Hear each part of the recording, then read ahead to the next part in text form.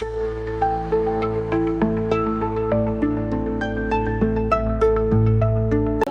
gostaria de estar falando hoje sobre o que realmente importa. O que é que realmente importa? O que é que realmente importa nas nossas vidas?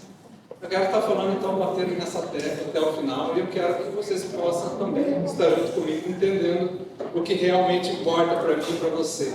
O que realmente importa não é a gente ter recursos, o que realmente importa realmente importa não é termos um título, né? O que realmente importa é nós não termos algo da qual a gente possa se voltar, ou prostrar, ou adorar isso. O que realmente importa nas nossas vidas, e eu acho muito do Segui a vida de Davi, eu não vou falar sobre ele, mas assim, enquanto eu estava em pé ali, eu lembrei de um texto que está lá em Salmos, capítulo 41, versículo 1. Salmos 41, versículo número 1. Não, acho que não era esse, não. Deixa eu ver aqui. Salmos 42, isso. 42, 1. Olha só o que realmente importa. Eu quero pegar só isso aí, eu não vou falar sobre Davi, mas voltando para esse título, né, se vamos pôr um título nessa mensagem de hoje, é o que realmente importa. Davi, ele tinha esse entendimento, porque Davi, ele se colocava como um servo é aquele animal, chicá, né? A gente conhece aqui como chicá, mas é como um servo, né, servo ali com C, né? Então, como servo, anseia pelas correntes de águas, a minha alma anseia por ti, ó Deus. Então, partindo disso aí, a gente pode ver que realmente o que importava para Davi era ele. Você vê que quando ele ia buscar Deus, Davi não falava que ele era rei de Israel. Davi não falava que ele tinha derrotado o gigante. Davi não falava de nada além de somente uma coisa, que é o que eu vejo que realmente importa para nós hoje. O que realmente importa para nós é estarmos num lugar onde a presença de Deus se faz notória nas nossas vidas. Ou, resumindo, o que realmente importa é a presença de Deus.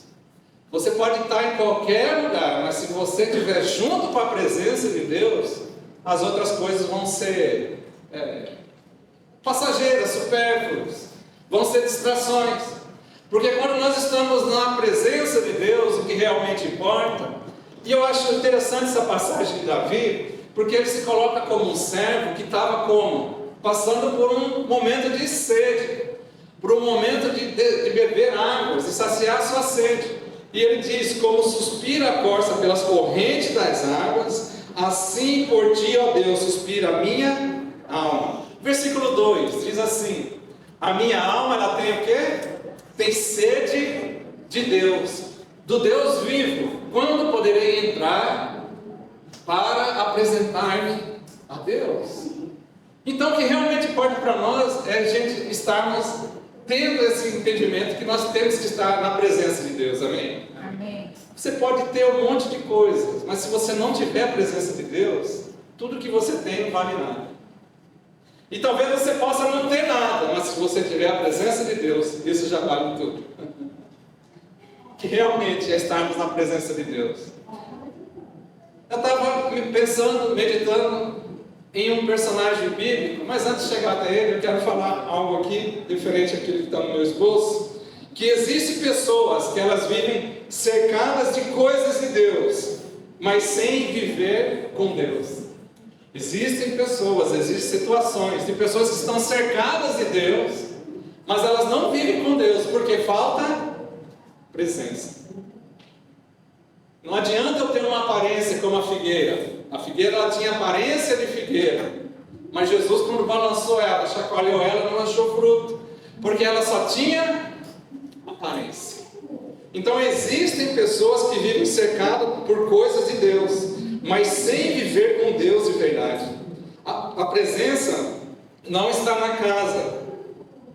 A presença não está na casa, também não está no coração. São pessoas que estão ali, têm uma religiosidade, mas precisam realmente estar na presença de Deus, a qual elas possam vivenciar isso. Enquanto nós não tivermos a presença de Deus, tudo será somente religiosidade. Se eu não tiver a presença de Deus, será somente um enfeite. essa pessoa convive, Deus está na palavra dela, mas não nas atitudes. E aí eu quero chegar num personagem que ele foi um sacerdote. Naquele tempo, no Antigo Testamento, ele era um sacerdote. E um sacerdote, ele tinha todo o conhecimento da lei, né? Diferente do Novo, a qual nós entendemos que o sangue de Jesus é a nova aliança. Nós vamos fazer isso aqui, simbolizando isso. Mas no Antigo Testamento, um sacerdote, ele tinha que ter todo o conhecimento da lei, não é isso? E havia um sacerdote que ele tinha a aparência de sacerdote, ele vivia conforme o sacerdote, mas ele não entendia nada da presença. Então o perigo nessa noite é você estar com a aparência de sacerdote, ter uma aparência de figueira, mas você não está na presença de Deus. E o nome desse sacerdote é Abinadab. Está em 1 Samuel, capítulo número 7. 1 Samuel, capítulo número 7. Versículo de número 1 ao 2. Eu vou contar uma historinha aqui, deixa eu ver. Os homens de Kiriat Jearim vieram para levar a arca do Senhor. Eles a levaram para a casa de Abinadab na colina e consagraram o seu filho Eleazar para guardar a arca do Senhor. Amém? Então, presta bem atenção. Houve um tempo em que a arca da aliança ela foi roubada do povo de Israel, porque o povo de Israel não tinha conhecimento da presença. O que foi que aconteceu que a arca da aliança saiu do território de Israel? Havia um sacerdote chamado Eli. Ele tinha 2 filhos, um chamava Ofni e outro Finéias. E esses sacerdotes, eles viviam diante da arca, conheciam a arca. O que é que simboliza a arca? A arca simboliza a presença de Deus. Então chegou um tempo em que houve uma guerra, eles não sabiam como lutar, e os filhos de Eli, Ofni e Finéias, levaram a arca para a batalha. Quando eles levaram a arca para a batalha, porque eles tinham somente as histórias que eles falavam, se nós estivermos junto com a arca, nós vamos ganhar o inimigo. E aconteceu que eles não tinham entendimento da presença. Então, quando nós não temos entendimento da presença de Deus, mesmo nós estamos envolvidos com coisa de Deus, nós podemos perder batalhas. Ofni e Finéias perderam uma batalha, porque eles não entendiam a presença de Deus, o simbolismo da presença de Deus. Levaram a arca. Resumindo, eles perderam a arca para os filisteus. Os filisteus levaram a arca para lá, para a terra deles, colocaram diante de Dagom. Vou exemplificar muito. Acabou que os filisteus tiveram que voltar com a arca. Quando os filisteus voltaram com a arca, aconteceu isso que a gente leu lá, capítulo de número 1 Samuel, capítulo número 7, versículo de número 1, que diz isso aí. Então, Israel perdeu a arca da aliança, perdeu para os filisteus tiveram um tempo com ela, a arca da aliança começou a pressionar os filisteus, eles viram que estavam mexendo com uma coisa que era muito mais poderosa que eles voltaram com a arca da aliança para Israel. Quando eles deixam a arca da aliança, acontece isso aqui. E os homens de Kiriat Jearim vieram para levar a arca do Senhor. E eles a levaram para a casa de Abinadab. Abinadab, ele era um sumo sacerdote. Ele era um sacerdote. Na colina, e consagraram o seu filho Eleazar para guardar a arca do Senhor. Até aí tudo bem, né? Então, os filisteus levam a arca para esse lugar, deixam na mão de Abinadab, que era o responsável pela arca.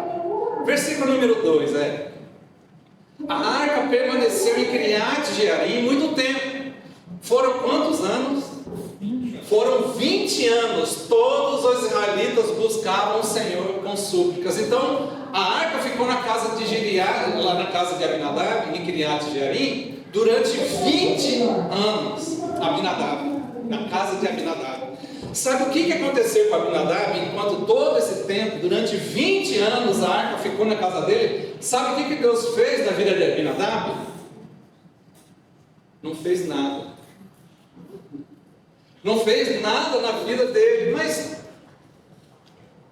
era para ter feito alguma coisa, será? Porque sacerdote anterior, Eli, eu acho que ele não ensinou os filhos de como, o que simbolizava a arca. Eles usaram como um amuleto, como um utensílio de guerra, levaram para a batalha, perderam a arca. Volta, nesse lugar, em Kiriat Jearim, entrega para outro sacerdote. E o outro sacerdote guarda a arca durante 20 anos. E durante 20 anos não aconteceu nada na casa desse sacerdote. Então o que eu quero falar nessa noite, o que realmente importa. O que é que realmente importa? Durante 20 anos, Abinadab guardou a arca da aliança, a arca que representava a presença do Deus vivo. Dentro dela existiam 3 coisas. Dentro da arca existia uma das tábuas de Moisés, existia a vara de Arão e existia um pouquinho de maná. 3 coisas que simbolizam a tábuas da aliança, simbolizava a aliança. Tábuas da lei, simbolizava a aliança que tinha antigamente. No Antigo Testamento, essa era a aliança. Simbolizava também o maná. Maná simbolizava a provisão. E a vara de Arão, que tinha um simbolismo sobre uma autoridade divina. Tudo isso dentro da arca. E Abinadab estava com essa arca durante 20 anos e nada aconteceu na vida dele. Então, por incrível que pareça, nada aconteceu na vida, nada aconteceu no ministério, nada aconteceu em qualquer uma área da vida de Abinadab. Nada aconteceu na vida de Abinadab. Por quê? Porque nenhuma mudança, nenhuma bênção especial, nenhum sinal de presença de Deus. Porque Abinadab ele fez o certo, mas sem ter o coração voltado para aquilo. Abinadab pegou a arca da aliança, guardou na casa dele, pôs em algum lugar ali, mas na verdade ele não queria receber a arca da aliança, porque o coração dele estava em outro lugar. Então, para nós o que realmente importa é estarmos na presença de Deus. Ele pegou aquele arca da aliança, veja bem, presta atenção comigo. Vocês lembram quando a gente fala sobre tabernáculo? Tabernáculo, quando Deus manda Moisés levantar o tabernáculo, ele era dividido em 3. O primeiro lugar que todo mundo poderia entrar chamava átrio. Segundo lugar, alguns sacerdotes poderiam chegar, que era o lugar santo. Mas havia um lugar chamado Santo dos Santos. Nesse Santo dos Santos, o sumo sacerdote, era um só, sumo sacerdote, ele tinha que entrar ali durante um dia. No dia de Yom Kippur, no dia do perdão, ele poderia entrar no lugar Santo dos Santos. Ele entrava amarrado ele tinha que estar amarrado, ele tinha que ter um sininho nos pés, porque não era qualquer um que podia entrar naquele lugar. Então, se ele entrasse e não fizesse mais barulho, quem estava segurando a corda tinha que puxar ele, para ele poder tirar ele, porque se alguém entrasse sem ser o sumo sacerdote, num dia daquele, e essa pessoa não teve preparo nenhum para estar no lugar santo dos santos, essa pessoa poderia morrer. Então os israelitas, o que eles pensaram? Então a gente vai amarrar. Se der errado com o sumo sacerdote, se ele entrou de mau jeito lá, então eles tinham que puxar ele para o restante não morrer, entenderam? Viu a complexidade disso? Então o sumo sacerdote, durante um ano, ele se preparava para entrar no Santo dos Santos. E o que é que estava no Santo dos Santos? A Arca da Aliança. Como é que a Arca da Aliança chega numa situação que é colocada dentro da casa de uma pessoa? E essa pessoa talvez fizesse estante de TV para ela, ou sei lá, colocasse alguma coisa em cima dela. Será que não faltava nada, né? Faltava uma coisa que chamava atenção ali. O coração de Abinadab não estava em receber a Arca da Aliança. A Arca da Aliança simbolizava a presença do Deus vivo. Você pode estar aqui hoje ouvindo essa palavra, não sei quanto tempo você tem de crente, não sei quanto tempo você conhece, você está buscando a Deus, mas se o seu coração tiver como que o de Abinadab, fazendo as coisas só porque tem que fazer, mas o coração distante de Deus, você pode estar como Abinadab. Mas se o seu coração ele incendeia, como incendeia o coração de Davi, ele dizia que como uma corça anseia pelas águas, assim também eu fico, Davi falava. Veja bem a diferença. Então Davi, Abinadab, ele fazia essas coisas sem estar com o coração voltado para isso. Então Abinadab, ele fez o que era certo, recebeu a arca da aliança, mas o coração dele não estava ali. Abinadab cumpriu o dever, mas sem devoção, ou sem adoração. Vou cumprir o dever, vou vir aqui no culto porque eu tenho que ir. Eu vou vir aqui ofertar alguma coisa, eu vou vir aqui participar de algo na igreja porque alguém me chamou, ou porque eu tenho que ir, porque se eu não for ninguém vai. Se você estiver vindo somente porque tem que vir, se o seu coração não quer a arca de Deus em uma carroça, guarda bem, marca na sua Bíblia quem tem. Puseram a arca de Deus numa carroça nova e levaram da casa de Abinadab, que ficava em uma colina. Aí entram os dois filhos de Abinadab. Qual que é o nome dos dois filhos? Uzá e Aiô. Olha aí, ó, um nome bonito para a gente pôr nos filhos. Aiô, Uzá. Aiô fica parecido, Uzá não, né? Então, Abinadab tinha dois filhos, Uzá e Aiô, filhos de Abinadab, e eles conduziam a carroça.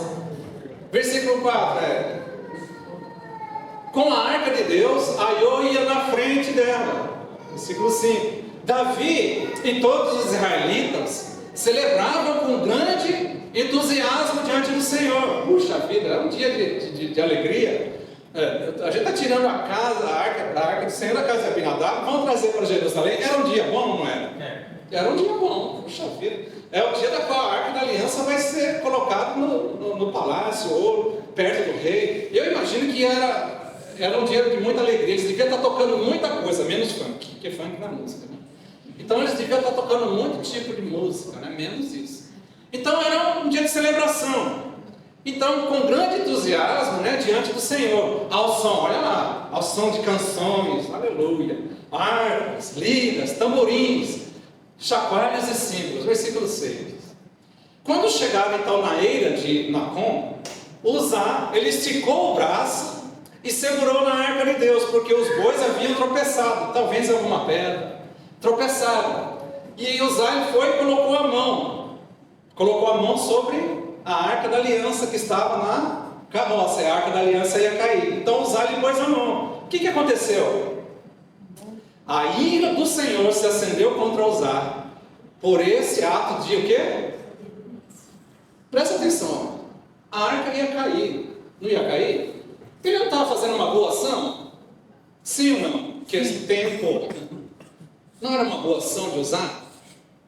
Puxa vida, a arca de Deus vai cair no chão, não pode. Vou segurar. Na hora que ele encosta na arca, o texto diz, por esse ato de rebelião, por isso Deus o feriu, e ele morreu ali mesmo, ao lado da arca de Deus. Não é meio controverso isso? Não era uma boa ação? Sim ou não? A intenção não era boa? Mas então, será que a gente às vezes pode estar desagradando a Deus com uma boa ação?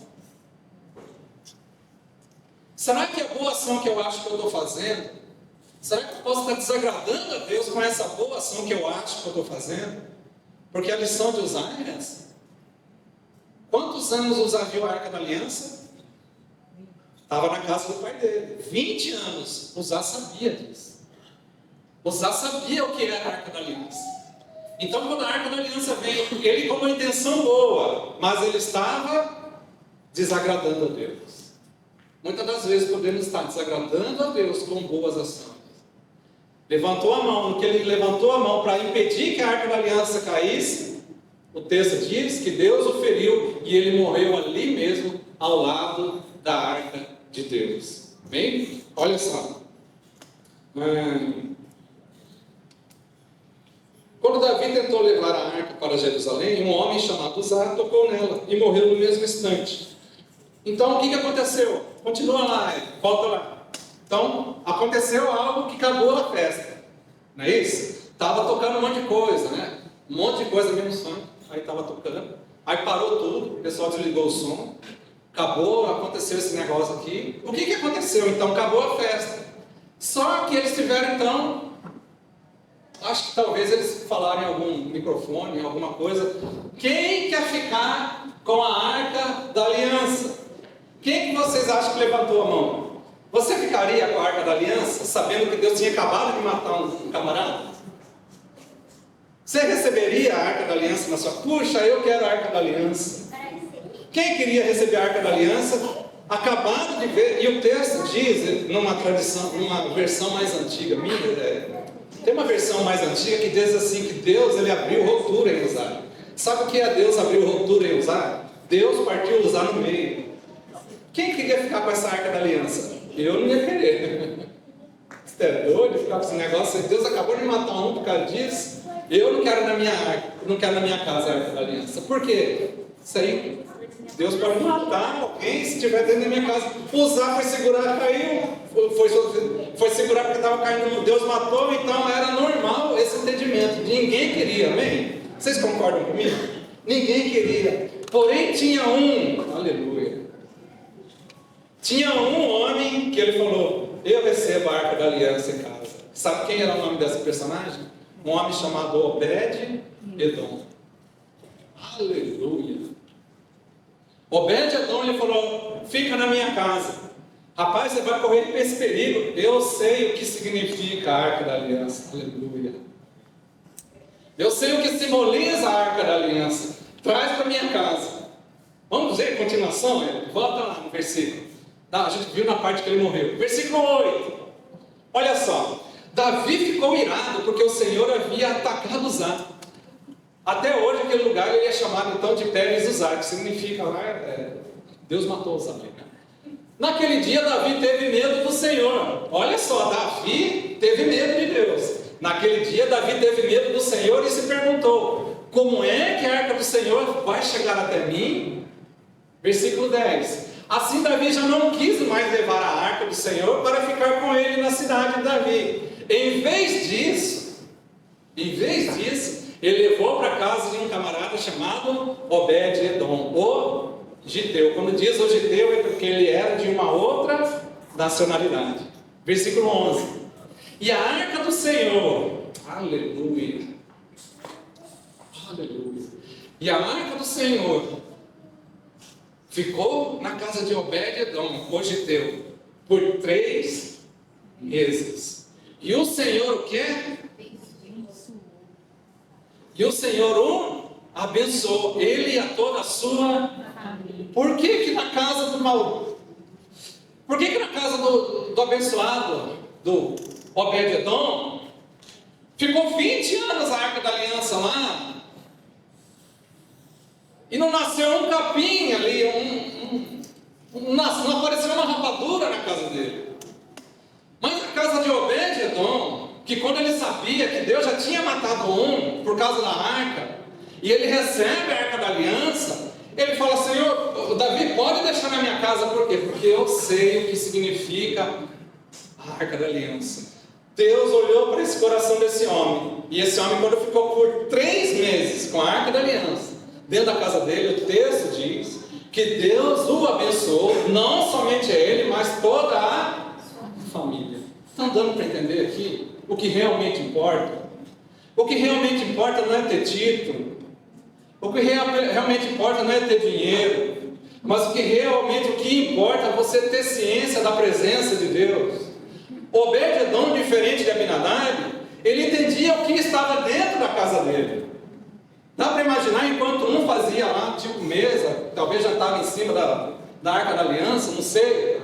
O Obed-Edom, ele tinha uma reverência sobre aquilo ali. Ele olhava para aquilo ali com temor. Talvez eu acho que ele nem chegava de olhar, porque ele sabia da importância que era aquilo ali. Qual que era a diferença de Obed-Edom e de Abinadab? Um entendia o que realmente importava, e o outro o que não importava. O que realmente importava era a presença de Deus. Olha só. Então, Obed-Edom, ele era um giteu, ele era estrangeiro, vindo da região de Gade, da terra dos filisteus ali, inimigo de Israel. Então, humanamente, ele não era digno, aleluia. Pela lei de Moisés, ele não era apropriado para guardar a arca. Por quê? Para guardar a arca tinha que ser alguém da tribo de Levi. Tanto é que os nomes levitas vêm de Levi. Tinha que ser alguém da tribo de Levi. E esse giteu, Obed-Edom, Ele era do povo inimigo, porém o povo inimigo sabia da importância que tinha a Arca da Aliança. Então Obed-edom humanamente não era digno de guardar a arca, ele não era levita, ele não tinha posição, ele não fazia parte da elite religiosa, mas tinha o que Deus mais ele prioriza na vida de cada um de nós. Ele tinha um coração disposto.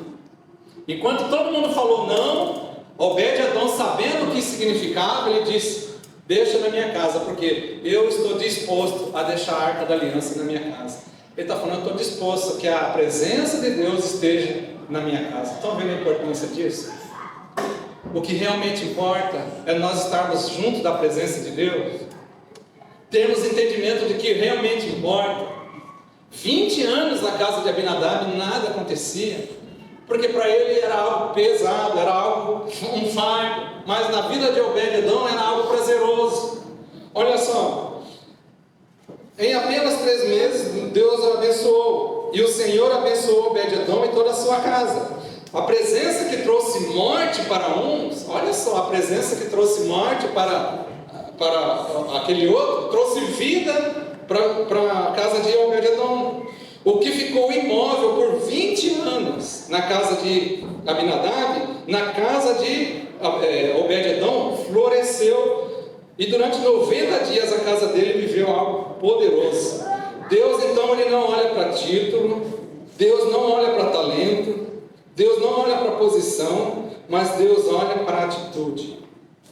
Deus olha para a atitude, Deus olha para o coração. O que realmente importa para Deus é um coração sincero.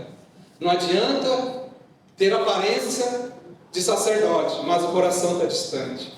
O que realmente importa é ter um coração sincero, seja israelita ou não. Olha só, Obed-edom então nos ensina o valor da honra e do encargo. Obed-edom ele tratou a presença de Deus com respeito, com amor e com zelo, não como um peso, mas como um privilégio. Para Obed-edom era peso, mas para Abinadab era peso, mas para Obed-edom era um privilégio ter a Arca da Aliança dentro da sua casa.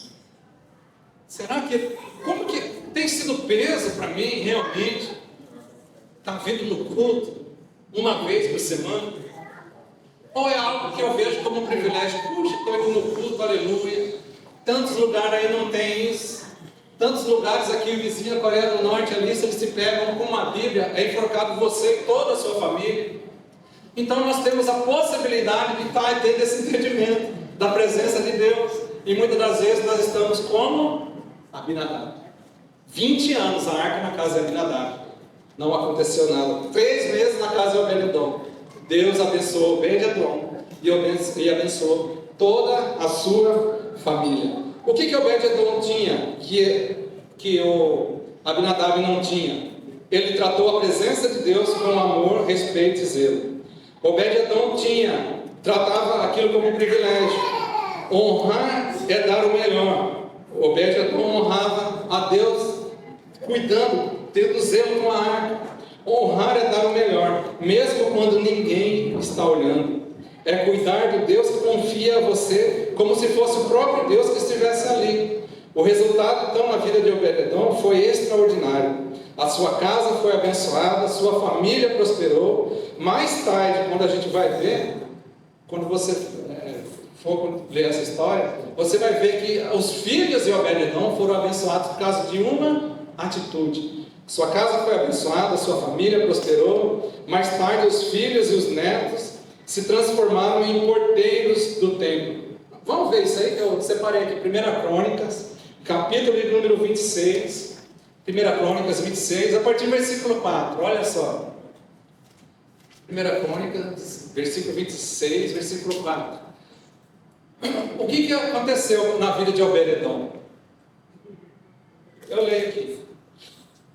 Os filhos de Obed-edom, Semaías, o primogênito, Jeozabade, o segundo, Joá, o terceiro, Sacar, o quarto.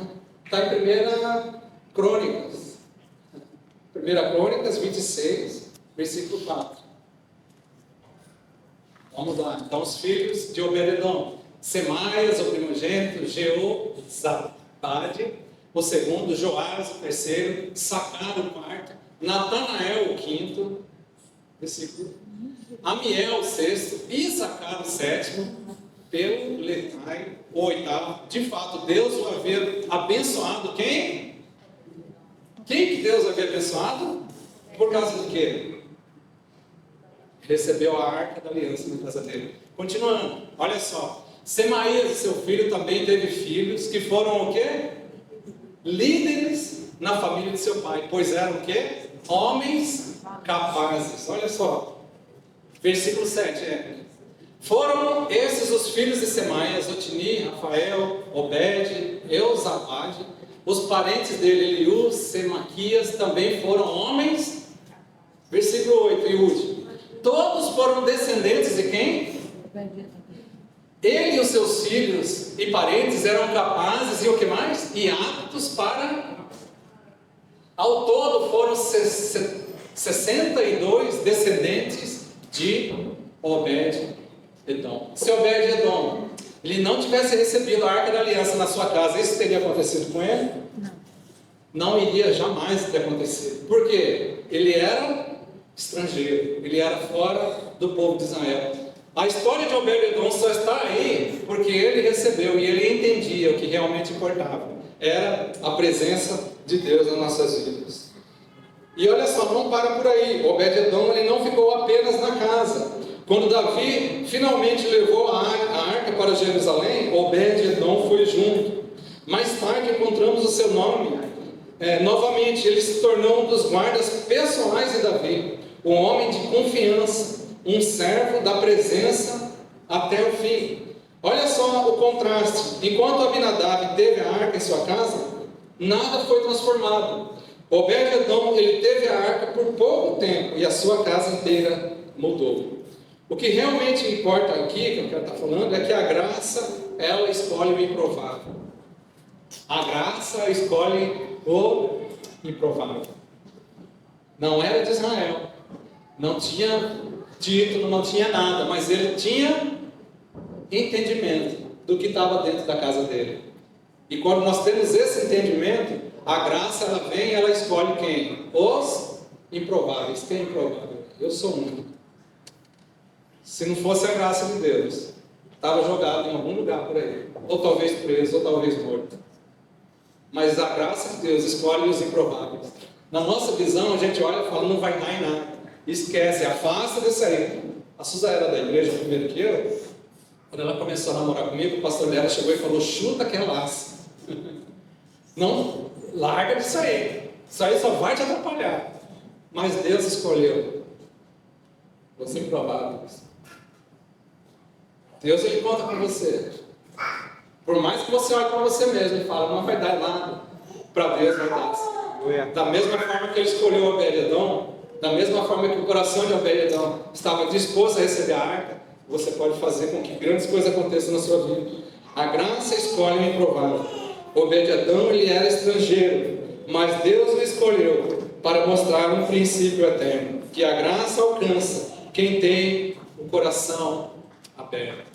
Você pode estar aqui ouvindo essa palavra hoje e estar com o coração fechado. Sinto dizer que você é Abinadab ainda. Mas se você está aqui com o coração aberto e o Espírito Santo está falando com você e seu coração já está aberto, eu quero te dizer que Obed-edom pode estar sendo formado em você. E Deus vai fazer grandes coisas na sua vida. Basta somente ter um coração aberto para a palavra, um coração grato, né? A graça alcança quem tem o coração aberto. Deus não está preso à linhagem, como era o povo lá em Israel, tinha que ser da linhagem da tribo de Levi. Então Deus não está preso à linhagem, Deus não está preso à aparência, não está preso à condição financeira, Deus não está preso ao intelecto, Deus não está preso à tradição. Ele se revela simplesmente ao homem que vem de fora, o homem que vem de fora e que tem um coração aberto. É por isso que Jesus elogiou alguns. Jesus elogiou a fé do centurião romano. Quem já leu isso? O centurião romano, ele chama Jesus para ir na casa dele para curar quem? Um servo dele. O que Jesus fala para ele? Eu nunca vi uma fé como a sua fé.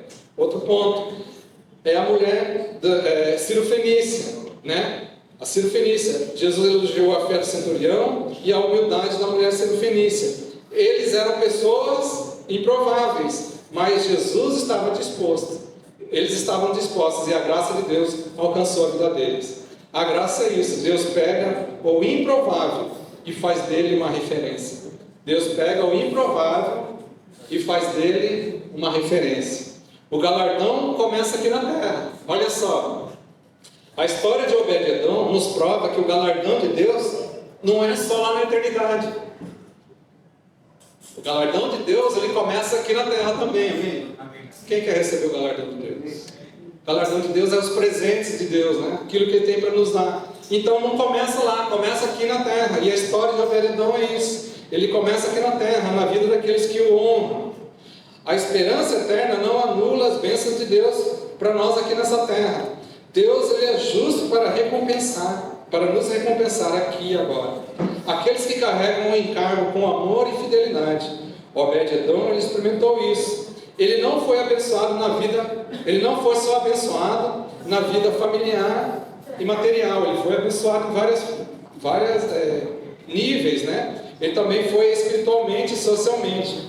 Por quê? Porque ele era um estrangeiro que tinha um coração aberto, um coração que chegou ao ponto de ser, por ter esse coração aberto, chegou ao ponto de ser um homem da guarda do rei Davi. O galardão de Deus começa no coração e transborda para casa, transborda para a família, transborda para vivos que estão perto de você, transborda para onde quer que você vá. Quando você tem um coração aberto, isso começa a alcançar a vida dos outros. Amém? Cristo, você está convidando o Ministério Louvor, já vou estar encerrando essa parte, para estar me ajudando no louvor aqui. Amém? Antes, enquanto eles vão preparando, eu ainda tenho mais um pouquinho para falar uma coisinha aqui. Isso. Então a diferença entre Abinadab e Obed-Edom não foi somente a arca, foi o modo como eles trataram a presença de Deus, amém? A verdadeira diferença foi que um tratou a presença com honra, enquanto o outro tratou a presença de Deus de qualquer forma. Então Abinadab, ele cumpriu um dever, tem que fazer. Já Obed-Edom, ele assumiu um encargo. O que é encargo? Eu vou fazer porque eu quero. Não é cargo, é um encargo. É algo que você faz espontaneamente, sem ninguém falar nada. Isso se chama encargo. Abinadab, ele protegeu o sagrado. Obed-Edom viveu o sagrado. Olha só. Abinadab, ele protegeu o sagrado. Vou guardar isso aqui, vou pôr escondido no armário, vou pôr uma coberta em cima. Ele protegeu o sagrado. Obed-Edom, ele viveu o sagrado. Obed-Edom teve a presença como um relacionamento. Já Abinadab teve a marca como um objeto. E Deus, ele continua procurando pessoas assim. Que tipo de pessoas Deus procura? Os improváveis, não é isso? Vamos colocar as características de um improvável? As características de um improvável. Primeiro, aquele gente simples. Deus não gosta de gente complicada. Quanto mais simples, melhor. Porque quando a pessoa se acha que é alguma coisa, a pessoa, se Deus começar a usar essa pessoa, ela vai falar, foi por causa do meu conhecimento. Mas quando a pessoa ela é simples, essa pessoa se torna um improvável. E é essa pessoa que Deus quer usar. Deus quer usar os improváveis como Obed-Edom. Não era de Israel, era um filisteu, mas ele entendia o que significava a arca da aliança. Deus, ele está em busca então de gente, dos improváveis, de gente simples, de gente humilde. Gente humilde. Humildade é o rantai de quê? O que é o rantai de humildade? Orgulho, né? Então Deus não está de olho no orgulhoso, mas Deus está de olho no humilde. Tinha um obreiro que ele não sabia ler a Bíblia lá no Brasil, no começo. Em vez de ele falar Êxodo, ele falava Exodo. Não sabia ler.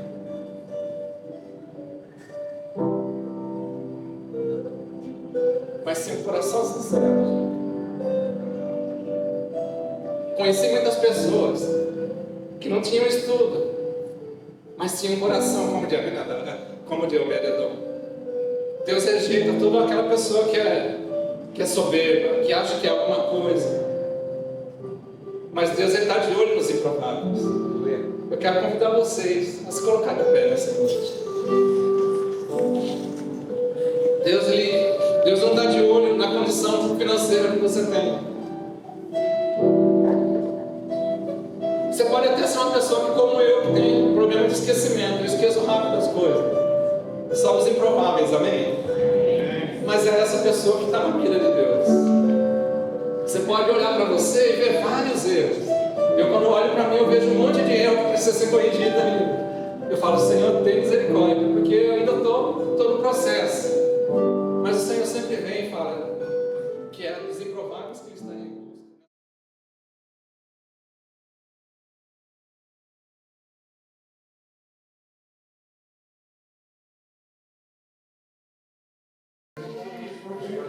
Amém, queridos. Graça e paz. Pode se sentar por uns minutinhos.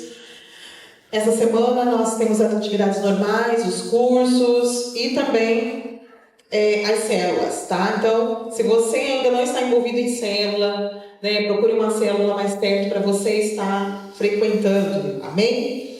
Queridos, no dia 9, quinta-feira, se encerra as inscrições, é mais para os homens, né? As inscrições para o legendário, que terá no dia 23 a 26 de outubro. Né? Então, estará indo alguns homens aqui da igreja, será o último desse ano.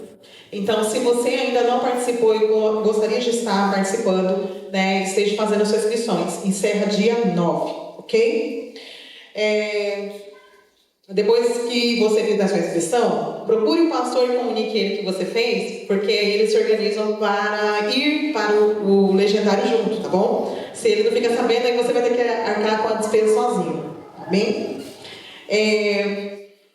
Para quem não sabe, nós abrimos as inscrições para o Encontro com Deus, que vai ser no dia 20, 22 e 23 de novembro. 22 e 23 de novembro. Será um sábado e um domingo, tá? Então, se você ainda não fez sua inscrição, seja para servir, seja para passar, esteja já procurando seu líder de célula ou o secretário ou a gente para fazer suas inscrições, ok? Porque tem uma quantidade limite de pessoas que podem estar participando.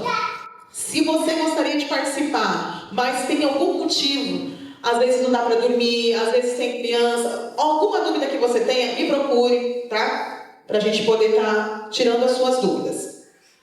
Hoje, nós estaremos entregando o nosso jejum. A partir das 10h30 da noite, nós começaremos o período de adoração e de oração. Né? Logo depois, antes da meia-noite, nós vamos ter um tempo de testemunho para quem quiser compartilhar. E nós estaremos orando para encerrar a partir de meia-noite. Tá? Então, mesmo que você não tenha participado do jejum, mas gostaria de estar participando aqui da vigília de oração, amém, pode participar conosco, amém? Então nós vamos estar tirando esse tempo para estar adorando a Deus.